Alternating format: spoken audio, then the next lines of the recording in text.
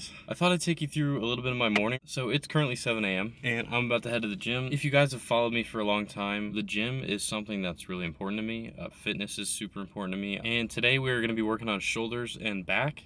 This is a spot that I feel like I'm lacking in, and I know based on talking with my trainer that I'm lacking in. Even though it might not look like it, I am. I mean, if any of you are into fitness and you just saw my rear delts, you know that that's lacking, guys. I'm lacking. I need to fix it. But yeah, fitness is like my second YouTube, if you want to call it that. I also changed shirts because, guys, I'm not gonna lie, I've been dealing with that acne stuff that you see for my whole life basically, and I'm not confident enough to wear a shirt like that yet to the gym. Yet I feel completely confident putting it on a YouTube video. But when it comes to public, I'm not there yet. So covering all that goodness up until I feel comfortable with that. Oh my god. Okay, so with that, let's get the day started.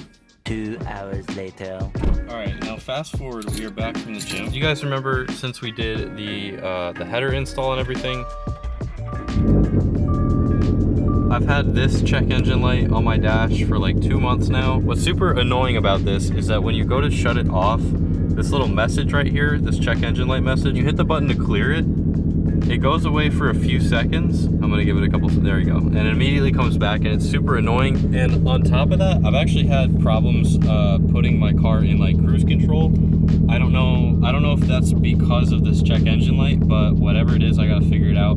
Because every time I set my cruise control down, which is down here on the bottom of the wheel, I set it, and then the cruise control like light that usually pops on actually changes a color that I've never seen before.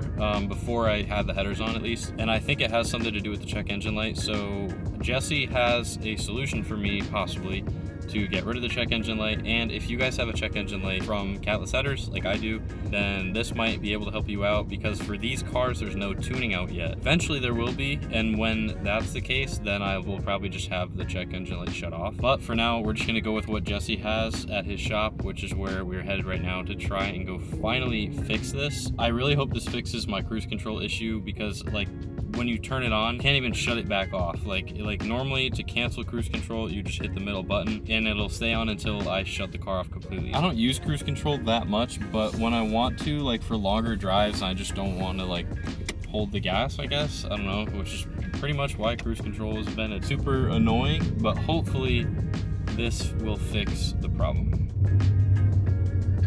This car is so low now that every single incline that you like drive up and out of is so insanely hard to get out of without scraping. You have to be so careful. We only lowered the car, I think 2 weeks ago maybe, and the car's already settled like another ½ inch from where we lowered it. So like overall, the car's like a whole inch lower on top of already, like when we first got the coilovers, people were asking me if I rub a lot, and I don't. But we both have a bigger wheel and tire setup than the factory by quite a bit.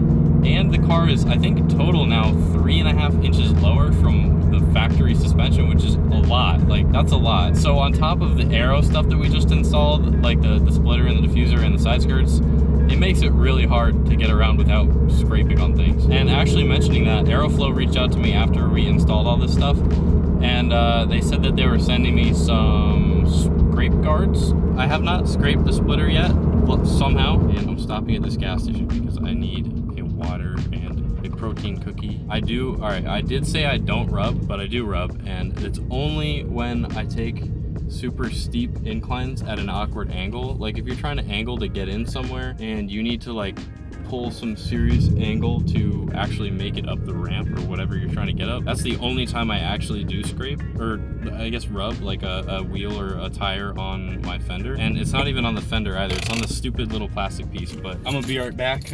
I need water, it's hot out, and I need a protein cookie because gym. Okay, so basically the way we're gonna be trying to fix this check engine light is with one of these. Basically, if you see through there, at the end of it, there is a little filter kind of thing in there. And basically what that does is it kind of spaces out the O2 like gases that the O2 sensor would pick up. It kind of like filters it out. You can get other ones of these that are curved or longer, will give you a higher chance of the O2 sensor not sensing any gases or exhaust gases that would otherwise throw a code. Whereas if there was a catalytic converter in my headers, there wouldn't be a check engine light because the cat burns off all the excess fuel that would have escaped and gone out through the back of the exhaust. So basically, this is what spaces it out to trick the computer in the car to think that there is a cat still doing its job in there when really there isn't. I know what you're thinking, like, why don't you just get cats with a header in it? And I would have done that, but I didn't. I really don't know, but that was just what was available to me at the time, so we went with the catless headers. I didn't want to wait 2 or 3 months just to get a set, or not a set of headers, a header, because it's a single header. But basically, yeah, that's what we're going to be attempting to fix this with, is the O2 spacer. I've already gone ahead and cooled off the header underneath. I'll show you where exactly we need to put it. All right, so if you look above me right here, here's my header, already cool. See, I can rest my hand on it right here. This right here is your factory O2 sensor. Right here is where there would have been a cat if I had gotten catted headers. So basically this is going to sit in between the O2 spacer, or the O2 sensor right here, and the header. I don't know why they couldn't just give me a light and let the warning be a one-time thing and then click it and go away, but that's just how it is. So let's install this and hope that it fixes my problem, because I want this check engine light to go away so bad. I literally just saw a meme about a check engine light last night that I'll put on the screen for you. Get out of my sandwich. No. That's how I feel right now. Get out of my sandwich. O2 sensor's out. Spacer goes on. No way I'm getting that out. The O2 sensor just screws into that. Alright, that is definitely on there tight enough. Alright, she's all set, or at least she should be.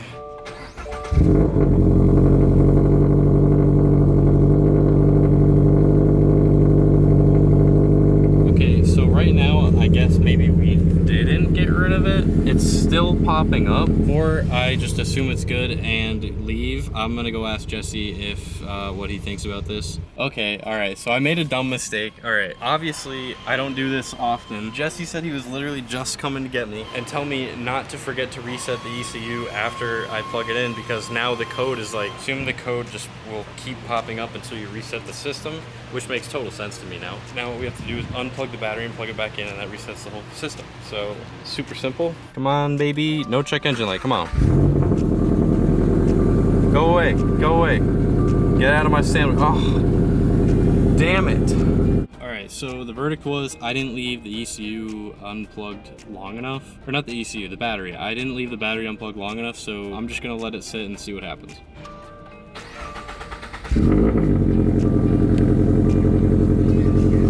Aha. Yes. It fixed it. Let's go. We're good. It did work. Yeah, it worked. For now, yeah. All right. Well, for now it's working. Yeah, it's really yeah.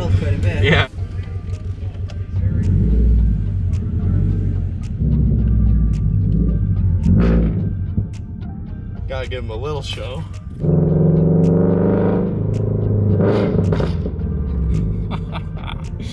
Oh my god. Sweet. No check engine light. Jesse was pretty adamant on saying that it may or may not work, so if in 100 miles we get another check engine light, we're probably gonna bring it back. But I mean, for right now, it works. I haven't seen just my clear dash without Christmas tree lights on it. This is nice. The car wasn't even broken, it just had a catless header. Has a catless header. It's worth it. It sounds freaking awesome. I was willing to do the check engine light for as long as I could. Finally, just got a little bit too much for me. But Jesse to the rescue. We got it fixed, and it freaking worked. So no more check engine light, which just makes me feel better inside. Because I always feel like, even though I know nothing is wrong with the car, I always just feel bad looking at a check engine light, just like staring me in the face while I'm driving. Like, it makes me feel like a bad car owner. I'm also planning on doing an exhaust video because I feel like I haven't really done much with this exhaust, but I just feel like the video I put out on it wasn't like, it didn't show enough of how crazy this exhaust really is, and I could think of something better to do. So I think I'm gonna make another video, because a lot of people are asking me what header and what front pipe and what everything I have on it still. So maybe I didn't go over that enough, or maybe I wasn't like clear enough about that. So I'm definitely gonna make another video about just the exhaust and how freaking awesome it is. So if there's anything in specific you want answered about this exhaust, definitely leave it down below in the comment section. But just to reflect, mission success. To have that go like as planned was pretty nice. So no more check engine light.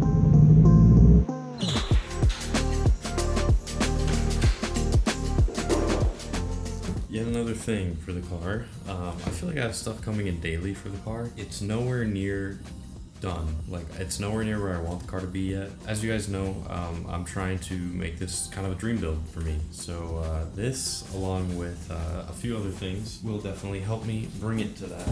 But speaking of like dream builds for me and like dream everything for me, I just had a few things to update you guys on. I had this crazy idea the other day. Obviously, I want to finish the BRZ before we start any new projects, like at all. You have to finish what you're currently doing. Like, that is the main project, that's the main goal.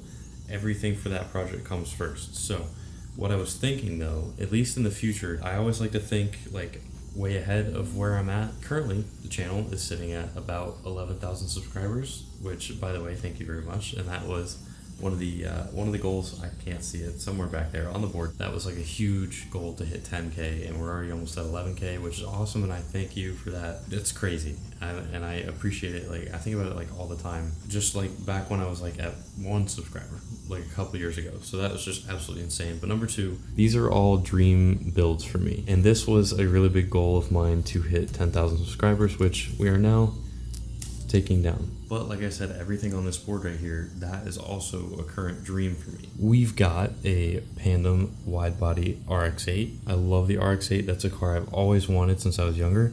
Same goes for the Pandem wide body 350Z. 350Z is a sick car. It's a great drift platform if you want to get into drifting, which I do, but that's definitely in the future because I want to be able to do it right. Moving on, we have my dream car, an R32 GTR. That has been a dream car since I was about 13 or 14. Just a quick story, I went to a car meet with a couple of friends and his sister had imported one, and it was legit, like, it was right-hand drive. It was the first car I'd ever seen that was right-hand drive, so that had left a big impression on me, and I've always since then wanted an R32. Same exact thing actually with the Supra. At that same meet is where I saw my first Mark IV Supra, and I don't know if you guys know this about me, and maybe if you're new you don't know this about me, but I'm a Connecticut boy.